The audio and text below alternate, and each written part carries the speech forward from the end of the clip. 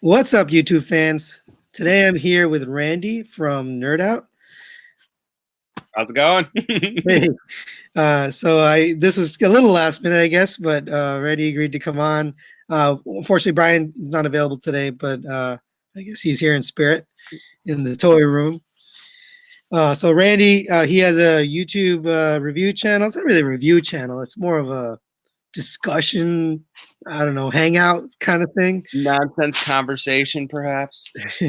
But he also has a new toy store in Detroit.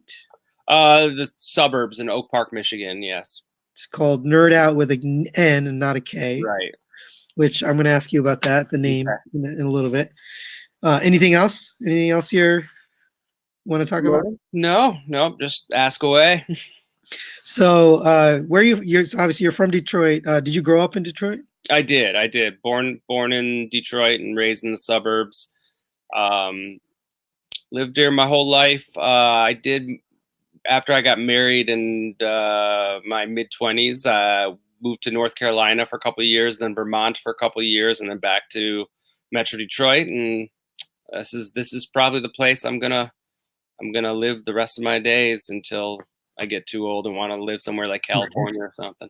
How long have you been collecting? I'll be honest with you. I don't think I ever stopped, and I really mean that. Even through middle school and high school, I would sneak into the toy stores, and maybe I was a little bit more undercover about it, but I never really stopped. So did you move all that stuff every time you moved? Everything. Oh my gosh! It was a process. It was definitely. I remember taking each of my Transformers vinyl tack and wrapping them up in bubble wrap, and yeah. So you didn't rebox them; you just put them back in. Do you keep boxes? No, I did. I just they were already in robot mode, and they're so complex, and I was so paranoid and neurotic about scratching the die-cast metal paint chips that I just bubble wrapped them and put them in bins. So you do you keep boxes for all your stuff, or do you toss that? And no, I keep everything. Oh man, so you must have a million boxes. Yeah, I've got a garage of boxes. Okay. I have been slowly being a little bit more particular about boxes I keep. Like I'll throw away like a Titans Return box or like a Star Wars Black figure box, but anything import or anything that looks like a nice box, I'll keep.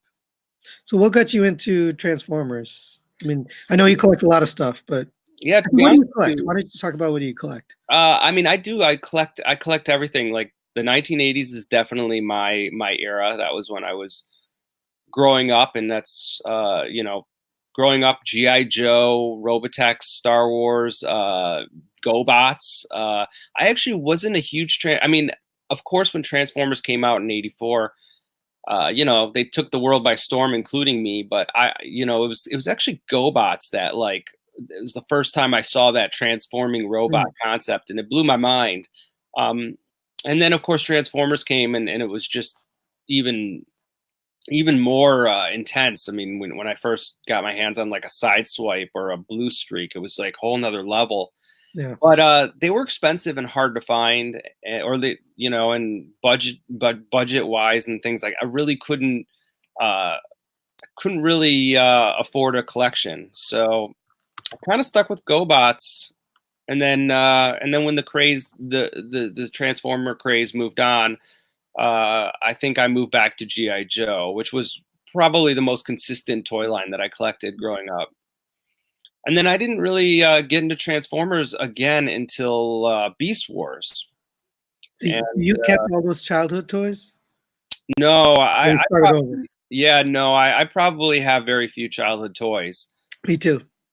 They all got broken or given to like cousins and family. Right. Or lit off with firecrackers and exploded. I never had Transformers, but it was all GoBots because my parents were cheap. Okay, you were in a similar boat as me. Like I had like maybe about 6 Transformers, and they were pretty special. Like Yeah. I didn't have any of the big ones. I had a Blue Streak, a Sideswipe, a couple mini bots. Skywarp was my first, and that blew my mind, and that was given to me at a birthday for a birthday gift. And yeah, each one, it was such a sentiment, like such a just very specific, and I had so few that I remember them all. So what do you collect now, like in your adult life? I have gotten into Star Wars vintage collection again. Star Wars comes and goes, just like Transformers. Same thing. The Transformers Masterpiece Beast Wars I'm collecting. I officially gave up on regular Masterpiece, and we could talk about that if you want. So did you get MP44? I did, and that's the very last one I'm going to get. Yeah. What do you think of MP? There's a question actually. What do you think of MP44? I think it's a well done toy, and if you are looking for that tune style, you'll be very happy. But at the price and the fact that I like a more toy or realistic aesthetic, Yeah. it just wasn't for me. But I knew that going into it, so I can't complain about the price. I can't complain that I didn't get what I was expecting. I got exactly what I was expecting. But with that said, it was the final move for Masterpiece. But you're keeping it? Uh, I, I'm not like in a hurry to get rid of it, but if someone were to offer me what I paid for it, I wouldn't necessarily. Um, I don't feel like an attachment to it. Yeah. As opposed to like an MP10 or an MP01. Like I can't get a lot of money for it, but I have no interest in selling it. Like I have that attachment to those. Yeah. So I reviewed MP44 and I had the dreaded knee problem on mine, and I it was the first time I thought I like third party better than the official. That's never been true. I've always collected every single Takara Masterpiece figure, and then all of a sudden, I think it was the last one where I was kind of like, oh, this is okay. It's not my favorite. And then MP44 was like, yeah, this is probably it. This is probably the last one. That's crazy. But it's not the last third party, which is odd. Yeah, I didn't have any break issues, but I'll be honest. I confess, I probably only transformed it twice, and that's usually when I have a transformer, the joy is transforming it back and forth. But I think it's the timing that it came out and just the lack of interest. It was kind of disappointing how little excitement that is brought to me. But for anyone who is looking for that piece and maybe for whatever reason don't have any of the other Masterpiece That's a good buy. Yeah. then it's a great toy. I still can't justify that price though. I don't see. Yeah. I think I got it at the Amazon price. I think it was like $350. But yeah, me too. Anyone who pays the $450. I mean, I'll do it. I don't see the value in there whatsoever. Like not even a bit. I mean, $250 maybe, but I don't see $450 in that thing at all. Yeah, I'm right with you. I feel the exact same way. It's a good toy. It looks amazing, but for that price, it's got to be flawless and just it's got to really blow me away and set apart. Then when I look at my shelf, like, wow, that's $300 of toy, and it doesn't do that. No. All right, so moving on to. So how did you get started with this channel? What made you start, and where did you get the name from? It was actually Brian's idea. I really didn't know anything about reviews or anything like this, and we would just hang out and he would tell me about it. He would be like, oh, you should see these reviews, and I don't want to say laughed at him, but just thought it was unusual that he would watch people review toys. And he's like, you just got to check it out. He's like, I think we could do it. I think we could do something. And I did check it out, and I was like, all right, I get it. Like you're sort of connecting with similar people and whatnot. But I think I was the one who said, if we're going to do this, let's do something a little different. Let's do it more like a talk show, I suppose. Yeah. Where we're just hanging out. and we did give it a try. And the first episode ever never has been seen. Pretty ridiculous. Maybe one day it'll be released, but so we just basically sat down and just kind of made a show out of it. And I guess we do something a little bit less traditional than a lot of the other reviewers. Well, that's why we love it. I mean, that's why we watch it, right? Thank Because you. it's different, it's entertaining. The camaraderie between the two is different than the normal review of just a figure on a camera and nothing else. So I only interview. I didn't even tell you this, but I only interview people that I think are unique or interesting or have something that's different from the normal channel. I wouldn't interview myself because my own channel, it's a very plain Jane review. I go through the motions of going through robot mode and vehicle mode and accessories, and that's what I do. But there's a But lot of value to that too, because a lot of the reviewers I watch, like especially like with the MP44, like I watched, I think it was T-Man's, and I don't necessarily think he's ordinary. It's just that I wanted something where I can actually yeah, watch and understand the product. So I think there's room for all sorts of different styles of reviews. yeah. We like your poor format, so that's Thank you. don't change that. Thank you. You know what you could do with that first one? You could do a reaction of you guys watching your first video. Oh, I don't And even think it would be entertaining enough. I think it literally is my hands playing with toys and then Brian holding a camera. We didn't know what to do. And one day we just sat down, put the camera on us talking, and we just let it go. And it sort of evolved from there. So what about the name? Um, How'd you come up with it? Yeah, I'll be honest with you. I really don't remember. We were sitting around. I remember my computer coming up with names, and it just, I think it just came out. But the reason why the K was added was because we saw that Knerdout.com was taken, and we are like, well, if we ever decided to grow it, we would never be able to use Knerdout.com. Right. And then Brian was the one that came up with the he's like, what if we put a silent K in front of it? And I said, perfect, let's do it. So that was that. But I think the name just sort of, because it didn't Nerd out. it didn't limit us to just toys. I mean, toys Right. is definitely like the thing, but if we wanted to talk movies, we wanted to talk comic books, or we wanted to talk anything, it was just us nerding out to anything. Yeah, So yeah. No, definitely. So you recently opened a store I did. with the same name without the K. That's correct. Yes. So is that something you've been doing? Like, where did this come from? Why did you open the store? It honestly did come out of nowhere. It was just kind of I've been always wanting to do a toy store. I mean, I think that might be the dream of at least 50% of toy collectors, maybe not. But Is it a full-time gig or what do you? Oh yeah. No, it's a full-time gig. Yeah, it's long hours. It's a lot of work. So did you quit your normal job to do this?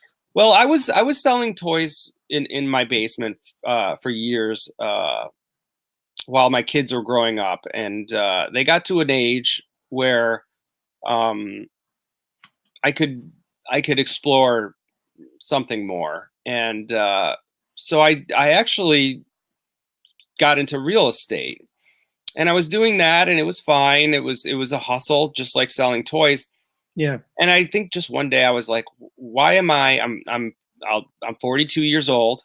Why am I trying to learn a whole new hustle? Why, because that's what it is. Yeah. And I like houses, they're fine, but I wasn't passionate about houses. I didn't want to dedicate my life to that, or those, the people I was working with, and the pain, the headache. I said, why am I doing this? Why don't I just, this is my opportunity. So my wife and I just decided, let's just go all in and open a toy store. And we did. And literally was what it was. So your career before this was real estate? For a very short time. Oh, okay. So yeah. Before that you were selling toys already? Yeah, I was selling toys in the basement and then raising my kids. So, I mean, it was sort of like I was able to work 30 hours a week selling toys in my basement and take care of my kids. So Well, that's cool, man. I saw the video. The store looks amazing. Thank you. Obviously, I'm in New York, so I'm never gonna be able to actually see it in Never person. say But never. do you go to TFCon? I don't know. You're pretty far, but Yes, yes. This is actually unfortunately we're gonna miss this one. We were planning on going, and the shop kind of sprung out of nowhere, and unfortunately, just I can't find any way to close the shop and go to TFCon this year. right, Unfortunately, right. but I really we were planning it, planning with our buddy Leon. We were gonna drive down there and had to back out. It was unfortunate, but TFCon's a blast. Do you go? Yeah, well, I'm going to this one. It just Wow. so happens I have like a business trip that lined up, and it's in Virginia, so I'm gonna go. You're I gonna have went to Toronto and I volunteered there, but not gonna do that again. no. Um, but this one, I'm going and I'm meeting actually a couple friends of the channel, so that's gonna be fun. You're gonna have a blast. It really is. Like I said, we've gone for the last couple of years, and it really is just a community of people who are just having a good time, playing with toys, talking toys. Everyone was super friendly. That I think it's the Relston. Is that the place? Reston, Virginia. Reston. Yeah, It's kind of it's a fun self-contained area where you could just don't ever have to leave. It's got yeah, a little town. You're gonna have a great time. I'm really jealous that I'm not going. yeah. I'm excited for it. So you obviously I see the barge in the back there. Yeah, So you backed that off of the HasLab. I did. What about Unicron? I did not. I did So not. why not Unicron? Uh, I think the price was a big factor. Not that I couldn't have dropped the extra $150 more because I think the barge was around 500, 535 shipped. Okay. Unicron was like is closer to 700, and I'll be honest with you, I'm going to get a lot of slack for this, but I just don't know that I need a $700 transforming planet. But with that said, I mean, I have a $500 non-transforming barge, but I think honestly, it looks great, and I saw recently pictures of people with it at I think it was the New York Comic Con, and I sort of you got to see how large it is, Yeah. and I was very close to pulling the trigger on it, but at the last minute, I just with the shop, um, that's no excuse. I should have done it, but it was getting closer to $1,000 as opposed to being somewhere in the middle. And Unicron never really held that special place in my heart where I felt that that was a character that I would be willing to do that with. And to Right. be honest with you, I couldn't name a character at this very moment that would. I just don't think Unicron was the one. Like I'm trying to think of a character that I would like. Maybe well, they just did a pretty good Devastator, but I'm trying to think of a character that they could really See, beef but up. if Takara Masterpiece came out with a Devastator, that would probably be around that price. Oh, no doubt. I mean, if Optimus Prime Masterpiece is 450, I mean, I think Easy, Devastator easy. would be in the 2000, right? Yeah, yeah. It's probably at least a grand or more because I got six figures, 200 each minimum. You're at Right. 1,000 easy. So if that's probably the only one I can think of that I'd probably drop a grand if they made a true masterpiece. But after, I don't know, did you see MP45 Bumblebee? I saw pictures and video of it. It's totally not my thing. Me neither. And it's going away from what I loved about Masterpiece. 100%, 100%. So I'm sorry. I love the beginning. while you're talking, I'm gonna plug in my computer because I'm running out of battery. So keep going. Yeah, no, I loved the beginning of Masterpiece. I loved when they found that balance between cartoon and toy aesthetic, and and I felt like it was almost as if I was feeling or I was holding the G1 toy as a kid, but as I remember it as an adult, if that makes sense. But I don't know. It just felt right at the beginning when I held like that side swipe and the blue streak. They felt right, but uh, definitely, like, I like the Sunstreaker. It's cool, but it's just not my thing. It's too soft. Too the the cartoon aesthetic is the intentional loss of detail is just Right. not my. They flatten it out. Absolutely, Yeah. absolutely. But I mean, for those people who love it, like home run, you're happy. You know, you can't go wrong. See, this guy says you got to get a shirt from the store. Is there any way to get a shirt without going to the store? Yeah, absolutely. Just DM me on Instagram at Knerdout Toys, and I can do. I can send you one. They're 25 plus shipping, no problem. Nice. Too bad you're not going to TFCon. People could probably hit you I up know. there. I really wish I was going.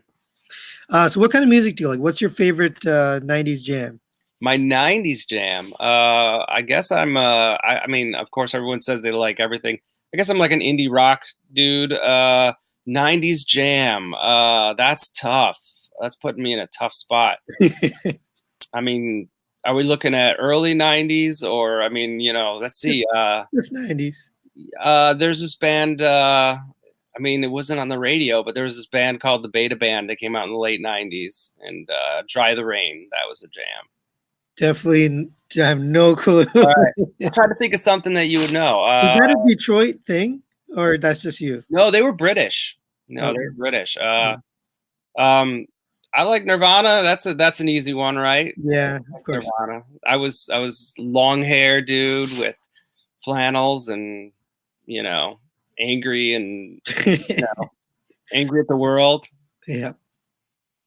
So we just talked about you know, the barge and Unicron, and you know what would be a big piece. What's your grail piece? Something that you have not obtained or don't have but want.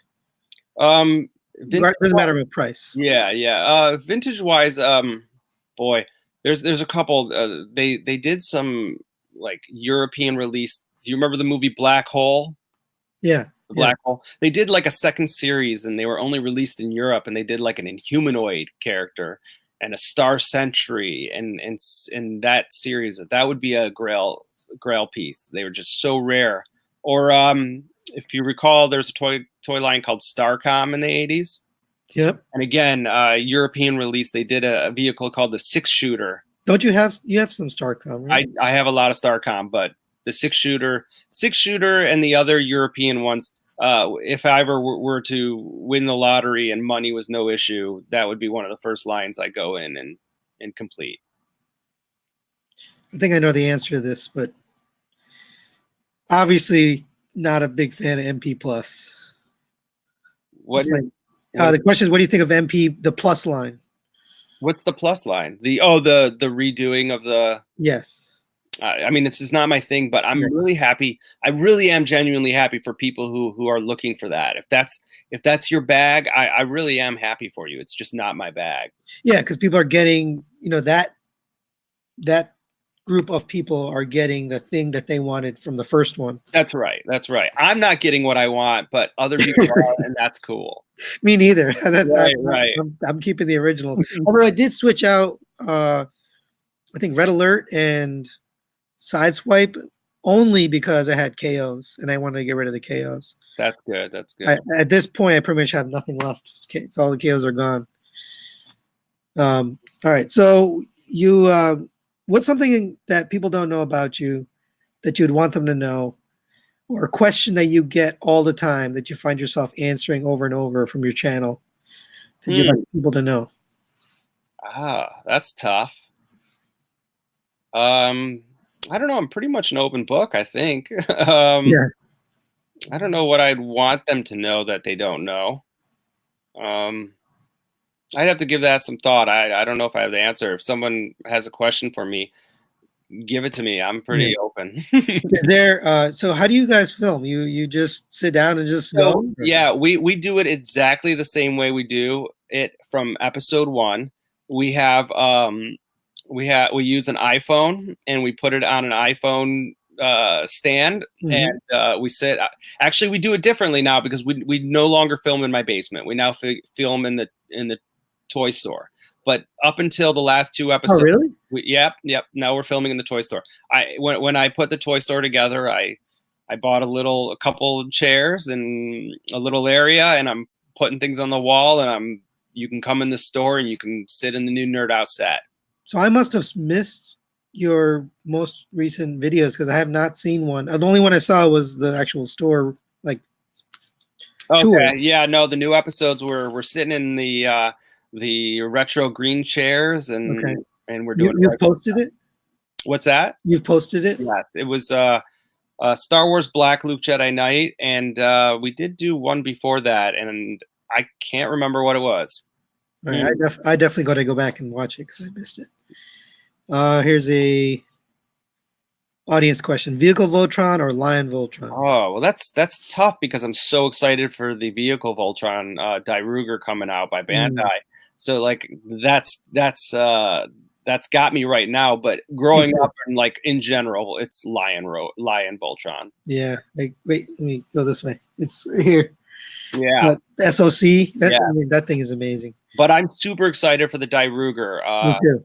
I can't wait. I have no problem spending the $350 for that. Like, yeah. See, so that isn't that crazy? Yeah. That you'll drop it like it means nothing for the. That's what for me. I'll drop $350 on this, like, no problem. I have no worries about it. It's going to be worth it. But, maybe it's the fact that, and again, maybe you can sort of put this in with the whole Unicron. Maybe it's the fact that we don't have so many versions of that toy, and that's what makes me more willing to spend the money. Whereas like Unicron, I still like the Unicron that came out. What was it, Energon? Like, I mean, granted, he definitely needs an update, but even with Optimus Prime Masterpiece, it's like MP44. We have so many good Optimus Primes to choose from, all different styles, shapes, sizes. But Dairugger, it's like the original Dairugger, and then I think they came out with a Dairugger a couple of years ago it was official, but it was a very short print run. Yeah, there's something about the quality though that just you see it on the shelf, it stands out. You know, it's not a regular, $100 toy. It's something special. Yeah, Bandai makes the SOC line is like that's like museum quality robots in my opinion. Yeah. Yeah, I'm excited for that one too. Did you have the original? I assume you did. No. Again, I was kind of in the same boat as you. My toys were of like smaller, cheaper figures. I didn't have any of the big, like Dairugger would have been considered that would have been a birthday gift type size. Yeah, I've never had it, so that's another reason I'm excited because I've never held it in my hands and played with it. Yeah. So that's gonna be cool. Have you ever watched the show?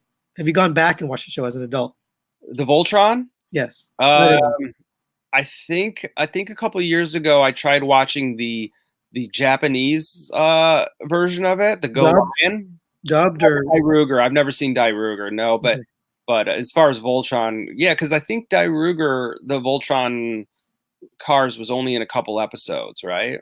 Well, they've now on Tubi, TUBI, they have released Voltron and Vehicle Voltron, so you can go back and watch it. So I went and watched Vehicle Voltron because I never watched it as a kid. I only watched the Lion Voltron. It was not good. No, it did not hold up. I hear that the Go Lion, which is the Voltron, is way more adult than how they translated it here in America back in the 80s. It is, yeah. So for censoring, they had changed the language and they changed some of the plot and like, oh, good thing we're shooting robots and not humans. they purposely made it less violent, but it didn't translate. But Transformers, I went back and watched Transformers, like season 3 and 4. They still hold up. They're still watchable. Do you ever go back and watch old shows? Absolutely, all the time. I mean, have you watched anything recently? You know what? I'm trying to think. I was actually just digging through my old DVD collection, if you remember what those are, and I pulled out like I have episodes of Starcom, Visionaries, Sectars, and Wheeled Warriors, and I brought them all up, but I haven't watched them yet. But I'm super excited to pop in. I remember as a kid, Wheeled Warriors, Chasing the Wheeled Warriors was a really good cartoon. I also remember and Galaxy Rangers. You remember Adventures of the Galaxy Rangers? That I don't know what it That's a is. deep cut, but if you ever get a chance, watch Adventures of the Galaxy Rangers. It's good as an adult. Japanese or English? It's actually English. Actually think it was done by a Canadian company. Okay. Yeah, I never, so some of the lines you're into, I have no familiarity. The others, I'm definitely familiar. Mm-hmm. So you just opened a store, but what do you think is next for you? Big thing. What do you want to move on to or do next or try next? I just want to grow the store. I've been open for about 3 weeks, and that's it. I love it. It is truly my dream, and I don't know how to grow it. Just keep building a customer base, but ultimately that's what I want to do. I just it's in today's economy, it's probably very difficult to open a brick and mortar retail. And Is it only brick and mortar? what's that? Is it brick and mortar only, or you do online? So I have a landing page at nerdouttoys.com, and it really is just a landing page.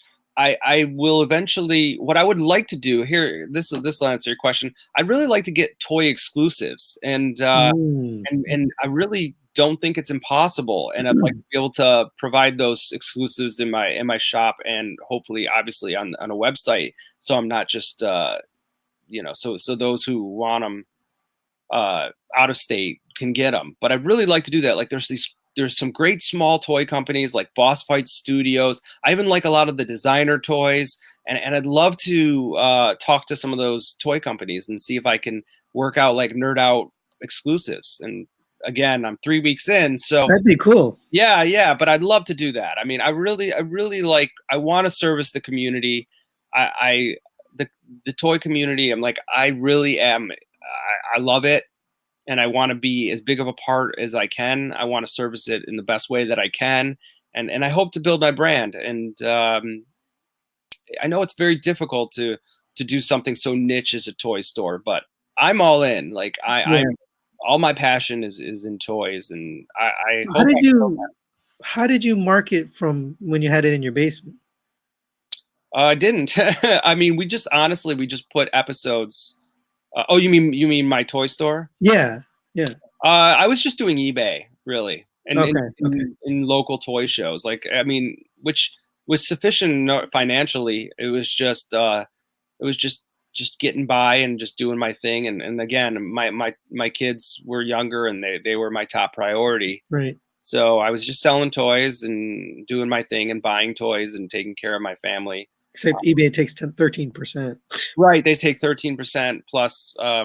They're very buyer friendly and not seller friendly, which that's great. But sometimes buyers aren't always that honest, and Well, now you're face to face, right? Right. Yeah, I love it. Like that's the thing is that's part of it is that I want to be able to. I like to talk to people. I like to. Why are they buying what they're buying? There's always stories. I love it. I'm really just involved in the hobby. It's much easier to trust somebody when you're holding the toy in your hand and you're seeing them in front of you and asking them questions than on the internet and you haven't seen the thing. You're just seeing a picture. Definitely. It's totally different. So where I live, there's no adult toy stores. They have like adult. Well, have you heard of Think Geek? No, not adult stores. Have you heard of Think Geek? Yes. That's like the limit of adult toy stores that we have. Okay, and they're like a GameStop corporate. Yeah. Or right. It's very corporate, and they always carry the same stuff, and it's not. You don't find the one-off, weird thing in the corner that you've never seen before. It's only the latest lines and particular lines. So do you think that that's because there's no market for it, or do you think that it's just I mean, what is your I think it's because you can buy online Yeah. exactly what you're looking for without having to go to the store to hunt and find the thing you're looking for. So do you think do you think, and maybe you can answer this because this will sort of determine my failure and success, is do you think that the days of people going into a toy store and actually seeing the product and holding the product and the environment they're in, do you think no one cares about that anymore? Do you think those days No, are gone? no, not for our age group. Definitely Right. not. Right. For the future generation, or do you think maybe they just need a place that will give them that? Like, I think they'll have a place, but it's not going to be a toy store. It's going to be no. something different. You're probably right. My kids have no interest in action figures or whatnot. Right. I mean, there'll be another place that they go to, just be at home, but it's not going to be a toy store. Yeah. But our demographic, I mean, you're good for at least 10, 15 Yeah, years. yeah, and then I'm in trouble. When the kids from the '90s, are die out, I'm done. Right.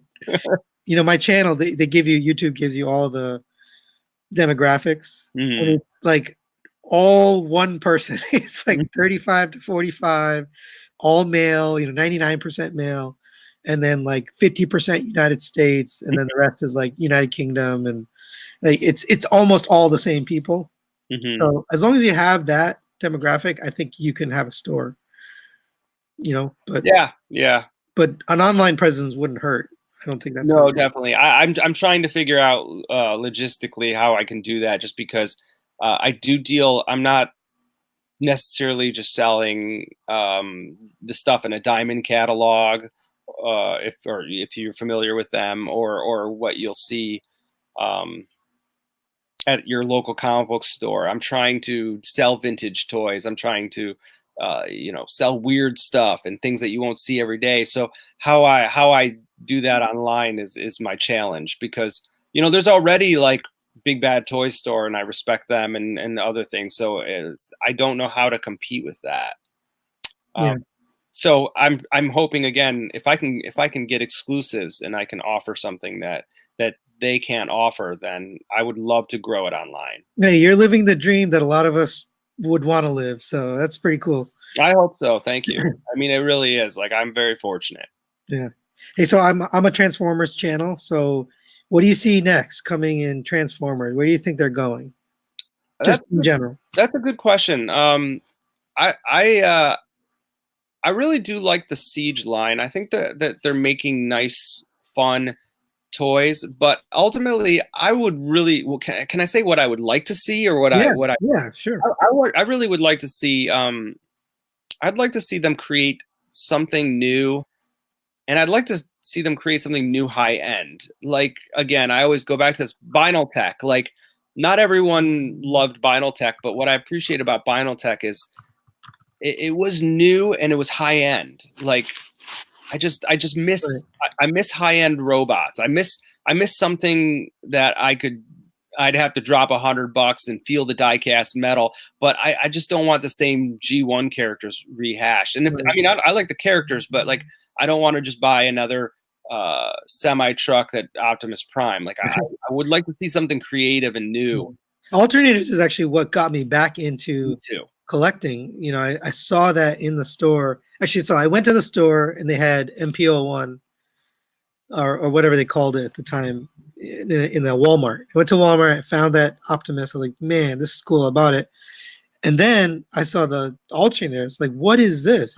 They haven't had any good Transformers for years, and then that line just brought me right back in. 100%. Me too. It blew my mind. I remember I saw him I went to Wizard World Chicago. I don't know if you remember. Do they even have Wizard World anymore? No.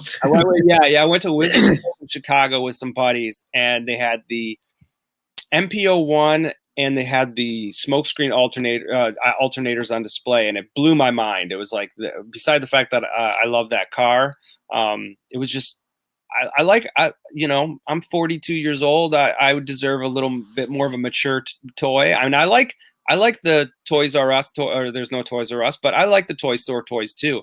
But I like a high end toy. I want Right. something that challenges me, and where you can feel that die cast metal. Yeah. I like that. And I'd like to see that, but I don't think I do. And I also like realistic vehicles. Like, Yeah, me too. I think it's super cool it becomes its own time capsule, because now when you look at a line like alternators or Vinyl Tech, you're looking at like a 2002 WRX and I Right. love that. Like that's great. It's its Yeah. own thing, and it's forever that time capsule. Are you into cars or anything like that? Yeah, Or yeah, I definitely.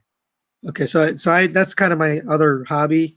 You know, Mhm. when this dies and goes away, that's probably when I'm going to go. Okay.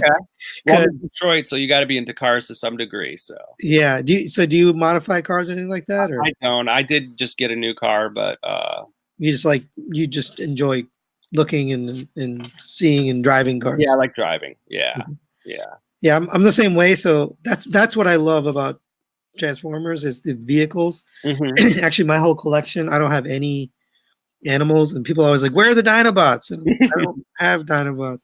I finally got Fans Toys Grinder, but Okay. I don't have any Dinobots because I'm not really like an animal. And then Beast Wars was just totally not my thing, but I get it. It's just not for me. You're into Beast I Wars. am into Beast Wars. Brian hates the Beast Wars. I shouldn't speak for him, but he doesn't like the Beast Wars. I love them, and I love the Beast Wars masterpiece line too. I Are you think going to keep collecting them as yeah, a 100%. masterpiece? I love that Leo Right. convoy. I Why love are they? It seems like the Beast Wars line is somehow better than the masterpiece G1 line. I don't understand what happened. I think that they just the thing is this is my thought on it is when they were designing Beast Wars, they were they were using the toys as models and they had that in mind and they just Right. translate well. Whereas Transformers cartoon, I mean, they had to make compromises to make these robots look a certain way on screen. So now they're kind of going backwards and they're making these toys try to look like what they look like on screen and it's just it seems so much more challenging and I Yeah. don't know.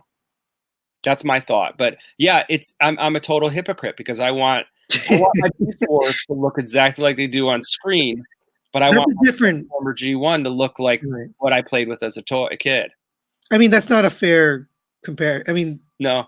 right? They're supposed to look like the cartoon when they're animals, but Mhm. when you have a car, you want it to look like the car or Exactly. the truck or the plane or the, whatever. That's right. I want my vents and my Optimus Prime legs. Like I Right. want to see that. I want to see that. All right, I'm going to take some audience questions and then we'll probably wrap up here. So, what do you think and how do you tell of a knockoff? So, you have a store now, so that's actually a whole nother question. Yeah. So if it's just a knockoff, I mean, what do I think of that? I'm not. Again, I don't want to judge anybody else, but I'm not interested in knockoffs. I do, however, find the improvement figures fascinating. For example, Wei Right, Zhang, right. they upscale and they improve. I think that that's fascinating and that interests me.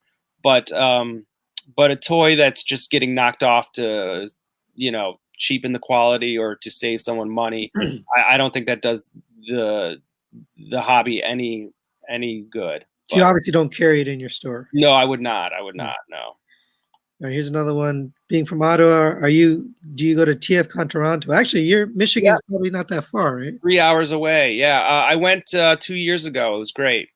It was So great. you're 3 hours. Okay, so that's pretty close. Yeah, I love it. Yeah, it's great. Actually, this question makes sense because trying to make it this year. This year's already passed. Right, I right. already went to it. I guess it would be. Yeah, you're right. Because the next one would be like in June. Yeah, I went to Toronto. It was really awesome. I loved it. I'm definitely going again. DC, I'm not so sure because it's a hall, and also I don't know. I just like having the local. Like I want to meet people from this area. So I'm in upstate New York, which is closer to like the Buffalo, like the border of Canada and New York. And DC, that crowd doesn't come necessarily to Toronto. Yeah, I did find that I've been to both, and I did find it was interestingly it was different crowd. Like the one in DC, like a lot of the nice guys from Realm of Collector Yeah, are there, and they invite us to the parties, and it was a lot of fun. And then Toronto was like a different crowd, and it was great. They're both great. I had fun both of them. I didn't go to the one on the West Coast though. That was too much of a hike. yeah, yeah. Same here. Well, I get to try both this year. Mm-hmm. Let's see. So alternators, why don't they do that? What happened?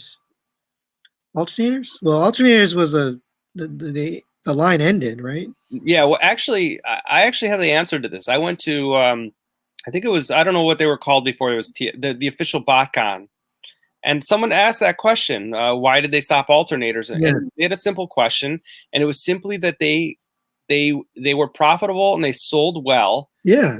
but they determined that they could make a cheaper product and sell that just as well. Without the license. Yeah, so there was no reason to put the extra resources, the time and effort to make alternators, because they could do something so much cheaper and easier and still turn a profit, which from a business standpoint makes sense, but from the point of view of like really satisfying a customer or really caring about your product, it sounds a little corporate, but you know. Yeah, the license does cost money, so I can understand that, and also the time to pursue it. Yeah, the moving parts and everything. But that was what that's what got me back into it. Was, oh, this looks like the real thing, you know, and it is the real thing. It's licensed by the, but yeah, no, definitely. Like I said, I would immediately get back, and if Takara Tomy and Hasbro or whatever worked together to make a high end Transformers toy line again, whether it was similar to Vinyltech or not, but if they put all the bells and whistles, all the details, all the moving parts, I would be on board. I would definitely support that. Are you into Power Rangers at all? I mean, I appreciate them, but I think I never got into them, but I totally appreciate them. All right. So the question was Megazord or Voltron. Obviously, Voltron. Oh, Voltron. Yeah, no contest. Yeah, no contest for me either. So Megazord always looked like a cheap or knockoff. I know it's not a knockoff, but like a downgraded version of Voltron. Like they tried to be Voltron. Right? It was they formed and there was different colors. It was the same thing, but not the same. Yeah. So when Power Rangers came out, I think I was at a place where I just didn't want to appreciate them. But a buddy of mine collected them, and I went back, you know, years later and actually started playing with them, and I think I really missed out, because I think that some of those early Power Rangers were actually really well made, fun toys. So I mean, I don't regret, not buying into them, but I have a strong appreciation for some of those Zords. Are you selling this in your store? Yeah, yes, definitely. The newer ones or vintage? For Power Rangers? Yeah. I have vintage ones, yeah. So you don't carry like newer stuff. It's all like, no, I do for sure. Oh, you have both vintage and yeah. I hope to have a Die Ruger for sale in my shop too. Yeah, so I'm carrying both. Yeah, that's but it's hard. Yeah, it's hard to decide what to get as far as new products, because I don't know what my customers are gonna want to buy at this point. So as my store grows and whatnot, and people let me know what they want, that's what I'll carry. So what do you do if you have a bunch of stock of something that nobody wants? Clearance sale, or sit on it 10 years until it becomes something people want. But okay. I don't, you know, I'll clearance it out, I suppose. But yeah, I mean, that's the fear about getting a lot of imports, is that they're not cheap. Wholesale isn't very high markup, so getting stuck with a dozen MP44s that cost me, you know, $350 doesn't sound that good. But well, get those Die Rugers; those are going to sell no matter what. Yeah, I got a Die Ruger or two coming in for sure. I mean, if I had the scratch, I would just buy a bunch of them and just keep them for a year. And that's those Lion Bots for a while got up to like $800 or something. It's still it's like it's 600. Oh man, I'm not gonna sell mine though. I like it. All right, well, I think we've run out of questions from the audience. I really want to thank you and appreciate your time answering questions and telling us about your store. We love your channel, so keep doing it. Thank you, and I'm sure I wish Brian was here, because he's a little bit more entertaining than me. So. Oh, Brian! I forgot to ask about Brian. Sorry, one more question. Yeah, so, sure. You guys were doing videos together, and then for a little while you started doing by yourself. Why'd you start doing videos on your own? I know there was a video where you kind of explained it, but I think again, I don't want to speak for Brian because he's not here to defend himself or anything, but I think he just was just losing interest at that moment and whatever was happening. And um, my interest has not changed. Like I love to do this, so I think that was where it was. And for whatever he was going through, but he comes back around. So yeah. So you still make videos together, just not all the time. actually we pretty much do all the time now. But I'm again, like I don't want to speak for him or anybody else, but my passion is 100% in this, like into toys. So I don't want to ever force anyone to want to talk toys with me. So if there's ever a point where he doesn't feel like doing it, I'm going to still carry on.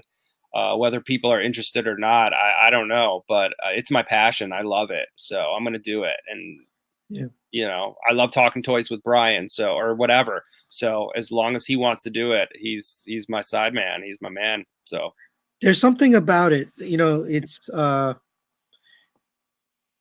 at least for myself, and I don't know about other people that are watching, but there's something about having a friend who lives nearby and comes over and talks and plays with toys. I don't have that. So the only people I have are people that live. I mean, T-Man is somebody I talk to on the regular, but he lives in DC or Baltimore. And Pink for Life, he lives in Virginia. And Bobby Skullface, he lives, they all live not anywhere near here. So to have a friend that comes over, that's such a unique and special thing that I almost like watch it because I wish I had it. that's kind of, I don't know how else to explain it, but like we feel like we're part of it because we're watching it. Well, that's awesome. I mean, actually, that's what we want. We're the vibe that we want people to have is that they're just hanging out with us and they're just another friend just sitting around and talking about whatever we're nerding out to whatever it is. So hopefully you get that vibe, and I love that. Like I am very fortunate. I happen to have a lot of friends that are super nerdy people and like to sit around and talk toys. Yeah, that's awesome. And I'm always willing to do it. You're always willing to do it. Yeah, always. Yeah, so sometimes my wife looks at funny because I'm like on the phone talking to these people that live far away, and she's like, "What are you doing?" I'm like, "Talking about toys." Because that's the beauty of the show is we get to witness the conversation about toys. That's awesome. So keep doing it. We love it. Will do. All right, well, thanks for joining us. Thank you, and thanks everyone that had questions. Thanks for watching, and we'll see you next time. Nerd out.